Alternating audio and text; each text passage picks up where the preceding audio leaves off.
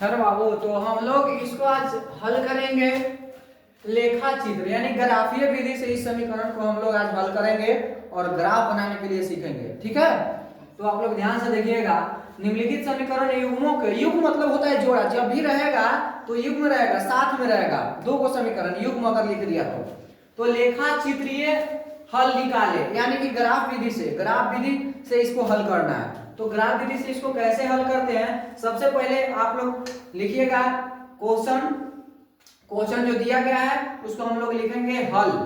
सबसे पहले हल, इसको हम लोग मानेंगे x plus y equal to 7, इसको मान लेंगे हम लोग फर्स्ट समीकरण, है ना। सबसे पहले इसको मान लेंगे हम लोग फर्स्ट समीकरण। अब हम लोग इसको हल करते हैं। सबसे पहले इसको हल करने के लिए एक बगल में हम लोग बॉक्स बना लेते हैं, क्योंकि जो मान निकलेगी उसको हम इसमें पुट कर देंगे। ऊपरी निकलेगी x का मान लिखेंगे और जो नीचे आएगा, जो y का मान आएगा उसको हम लोग नीचे बॉक्स में पुट करेंगे, ठीक है। तो यहाँ पर आपका समीकरण है x plus y equal to 7। देखिए आप इस समीकरण को हल करने के लिए कुछ भी मान सकते हैं, जैसे x बराबर 0 मान सकते हैं, 2 मान सकते हैं, 5 मान सकते हैं, 10 मान सकते हैं। लेकिन अगर आप ज्यादा मानते हैं तो समीकरण कुछ लंबा हो जाएगा, बड़ा होगा कि नहीं। लेकिन अगर कटेगा वैसे ही, है ना, कुछ भी मानिए लेकिन कटेगा, कहीं भी जाकर कटेगा तो वही में कटेगा, है ना। तो आप लोग x प्लस वाई बराबर 7, सबसे आसान तरीका है कि आपको इसको बनाने के लिए x बराबर 0 मानिएगा। x के जगह हम लोग 0 मानेंगे तो जहां x है वहां पर हम लोग पुट कर देंगे 0, y इक्वल टू हो जाएगा 0 प्लस वाई इक्वल टू 7। तो बताइए इस 0 में y जोड़ेंगे तो कोई प्रभाव है नहीं, तो y 10 के 10 तो y बराबर हो जाएगा 7। जब हम लोग x बराबर 0 पुट किए तो y बराबर कितना आंसर आया हमारा बाबू, 7 आया। कितना आया, 7 आया। तो हमारा 7 आंसर आया x बराबर। अब हम लोग y बराबर 0 लेते हैं, कितना बराबर, y बराबर 0 लेते हैं। तो x प्लस, फिर यहां पर लिख देंगे फिर y बराबर 0 लेने पर, यहां पर लिख देंगे x बराबर 0 लेने पर, ठीक है। तो y बराबर यानी कि x प्लस y के जगह 0 लिख देंगे इक्वल टू 7। तो x में 0 जोड़ेंगे कुछ प्रभाव नहीं है, तो 7 के 7। जब हम लोग y बराबर भी 0 लेते हैं तो x का मान कितना आता है, 7। और जब हम लोग x बराबर भी 0 लेते हैं तो y का मान कितना आता है, 7। और y बराबर 0 लेते हैं तो x का मान कितना आता है, 7, है ना। तो अब हम लोग देखिए एक फर्स्ट समीकरण को जो है हल कर चुके हैं, और जो ये दूसरा समीकरण है इसको अब हम लोग क्या करेंगे, हल करेंगे। उसके बाद हम लोग ग्राफ लेखा चित्र खींचेंगे। चलिए अब हम लोग समीकरण सेकंड को लेते हैं। समीकरण सेकंड से, समीकरण कौन से बाबू, सेकंड से 2x minus 3y equal to 9, है ना। 2x minus 3y equal to 9। सबसे पहले हम बोले तुम लोग को एक बॉक्स बना लेना है ना, एक बॉक्स बना लेना है और जो भी मान निकलेगी उसको इसमें पुट कर देना है। जैसे हम लोग x बराबर 0 लेने पर, लेने को 1 भी ले सकता है, 2 भी ले सकता है ना, लेने पर, तो जहां जहां x है वहां पर हम लोग 0 पुट कर देंगे। तो 2 इंटू मतलब होता है गुना, x के जगह पर पुट कर देंगे 0, माइनस 3y इक्वल टू 9, 2 से 0 में गुना करेंगे तो 0 minus 3y equal to 9, minus 3y बच जाएगा छोटो, क्योंकि 0 में से माइनस 3y घटेगा तो माइनस 3y इक्वल टू 9 बचेगा। y बराबर 9 माइनस 3 गुना में ई पार्टी आएगा, बराबर के ऊ पार्टी जाएगा तो क्या हो जाएगा, भागा में माइनस 3, तो 3 3 आई 9, तो माइनस 3 ना होगा। यानी कि जब हम लोग x बराबर 0 लिए, जब x बराबर 0 लिए तो y का मान आ गया कितना, माइनस 3 आ गया। कितना आ गया, माइनस 3। कितना आ गया, माइनस 3। अब हम लोग क्या करते हैं, अब हम लोग y का मान लेते हैं, y बराबर 0 मानते हैं। y बराबर 0 लेने पर, y बराबर 0 लेने पर, तो जहां जहां y है, जहां जहां y इसमें है इस समीकरण में, वहां पर हम लोग क्या लिखेंगे, 0। 2x माइनस 3 इंटू मतलब गुना 0 9, 2x 0 से हम लोग गुना करेंगे 3 में तो क्या हो जाएगा -0 = 9। 2x में से 0 घटेगा तो कुछ बचेगा जी, 2x ना खाली बचेगा तो बराबर 9, x = 9/2 हो जाएगा। 2 गुना में इपटी भागा में हो जाएगा ना बाबू। तो क्या हो जाएगा, इसको काटेंगे तो इसको काटेंगे तो हो जाएगा क्या 4.5 हो जाएगा। यानी x का मान जो है 4.5 होगा। कब, जब हम लोग y बराबर 0 लेंगे तब। तो इस बॉक्स में हम लोग क्या लिखेंगे कि जब 0 लिए y बराबर तो x का वैल्यू आया 4.5। अब इसको हम लोग अच्छी तरह से एक ग्राफ बनाएंगे और उस ग्राफ में इसको हम लोग क्या कर देंगे, दर्शा देंगे। सबसे पहले इस ग्राफ को देखें।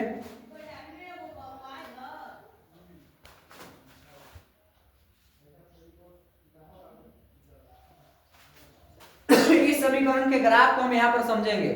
सबसे पहले आप लोग समझिए, जो रेखा नीचे पड़ा होता है उस रेखा को क्या कहते हैं, क्षैतिज रेखा। कौन रेखा बोलते हैं, क्षैतिज रेखा। कौन रेखा बाबू, ये क्षैतिज रेखा है। और ये जो खड़ा है ये कौन रेखा है, ऊर्ध्वाधर रेखा। कौन रेखा, लेकिन इसको नाम से हम लोग इसको हम दर्शा देते हैं। इसको x अक्ष बोला जाता है और इसको क्या बोला जाता है, x डैश अक्ष। x डैश अक्ष इसको बोला जाता है y अक्ष। क्या अक्ष बोला जाता है बाबू, और इसको बोला जाता है क्या, y डैश अक्ष। कोई दिक्कत। और इसको ना मूल बिंदु का नियामक होता है, जहां पर मूल बिंदु का नियामक 0,0 होता है। ठीक है। तो ये हो गया x और ये हो गया x डैश, ये हो गया y और ये हो गया। आप लोगों को पता है ना कि यहाँ पर चतुर्थांश इसको बोलते हैं, 4 गो है ना बाबू, 4 भागों में ही बांटा हुआ है। तो इसमें प्लस प्लस वाला रहेगा और इसमें क्या रहेगा, इसमें क्या रहेगा माइनस कॉमा प्लस, और इसमें क्या रहेगा ए भी माइनस यानी माइनस कॉमा माइनस, और इसमें ये माइनस रहेगा और ये क्या रहेगा प्लस। देखिए सबसे पहले यहाँ पर हम लोग सही लिखे कि गलत लिखे, गलत लिखे क्योंकि x वाला ना आगे लिखाता है, x वाला कहाँ लिखाता है ना, यहाँ पर हो जाएगा प्लस कॉमा माइनस। ठीक है, क्योंकि पहले x उसके बाद क्या होता है y। ठीक है, तो आप लोग ध्यान से समझिएगा। यहाँ पर एक प्रथम चतुर्थांश में प्लस प्लस होता है और देखिए घड़ी के विपरीत दिशा में चलता है। घड़ी इस तरह से चलेगी ना, लेकिन ये एंटी क्लॉकवाइज चलती है ना, घड़ी के विपरीत दिशा में। प्लस प्लस के बाद हो जाएगा माइनस प्लस। इसको प्रथम, इसको द्वितीय और इसको तृतीय, इसको चतुर्थांश बोलते हैं। समझ में आया। तो ये हो गया प्रथम पाद में प्लस प्लस, द्वितीय पाद में माइनस प्लस और तृतीय पाद में माइनस माइनस और चतुर्थ पाद में प्लस माइनस। आप लोग ध्यान रखिएगा, ऑब्जेक्टिव में भी पूछता है कि बताइए चतुर्थांश में कार्तीय तल में स्थित कार्तीय तल में चतुर्थांश का मान तृतीय पद में क्या होता, तो तृतीय पद में क्या होता, माइनस माइनस होता। कोई दिक्कत। हम लोग अब इसको हम लोग सॉल्व करने जा रहे हैं समीकरण को,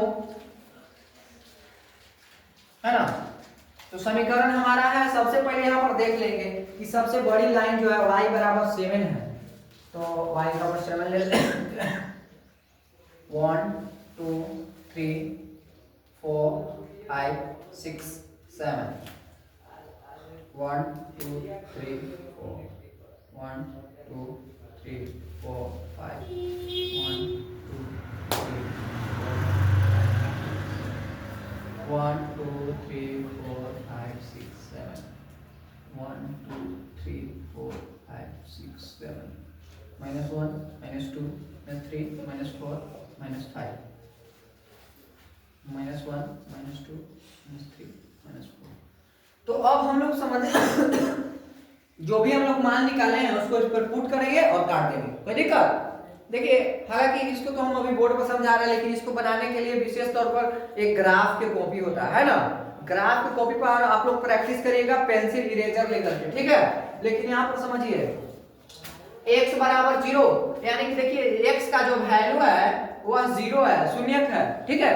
तो y बराबर कितना है, y बराबर आपको कितना हो जाएगा 7 है, यानी कि x का मान 0 और 7 हो जाएगा। x का मान आगे लिखाता है और y का मान पीछे लिखाता है। अब हम लोग देखेंगे यहाँ पर भी क्या है कि यहाँ पर भी y का मान 0 हो रहा है, सॉरी इसमें y का मान 0 और x का मान कितना है, यानी y में 0 और x में कितना 7, यानी 7 को हम यहाँ पर हम लोग क्या लिख रहे 0।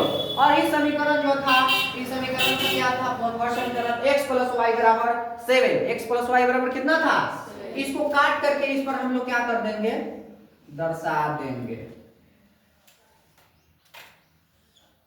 इसको हम दर्शा देंगे, कौन समीकरण था, x + 7 x + y = 7, यही ना था बाबू। अब हम लोग दूसरा का समीकरण की ओर चलते हैं, जिसका जो था 2x - 3y = 9, जिसका हम लोग वैल्यू निकाल लेते हैं। x का मान 0, x का मान 0, लेकिन y में था -3, तो y में देखिए y वाला यहाँ पर आ रहा है ना, तो x वाला हो जाएगा, इसको हम लोग लिख सकते हैं 0, -3। समझ में आया, इसको हम लोग लिख सकते हैं ना भैया, माइनस में आएगा तो यहाँ पर लिखेंगे, ठीक है। अब है कि y बराबर 0 और x में चले जाइए 4.5, तो x में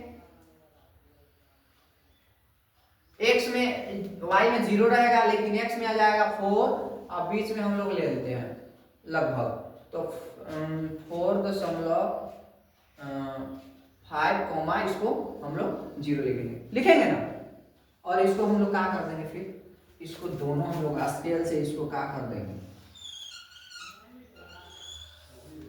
देख लीजिए यहाँ पर क्या हो रहा है, यहाँ पर कट रहा है, यानी इसको हम लोग प्रतिच्छेदी रेखा बोलते हैं। क्या करते हैं, ये प्रतिच्छेदित कर रहे हैं। इसको क्या हम लोग, इसको कौन समीकरण था, एक समीकरण था आपका 2x - 3y = 9। देखिए ये प्रतिच्छेदित कर रही है दूसरे रेखा को, एक दूसरे समीकरण को, तो इस तरह से हम लोग 5 नंबर फिक्स करते हैं मैट्रिक के एग्जाम में। तो अच्छी तरह से समझ में आया ना, बाबू, तो आप लोग इसको रिवाइज कर लीजिएगा। Thank you.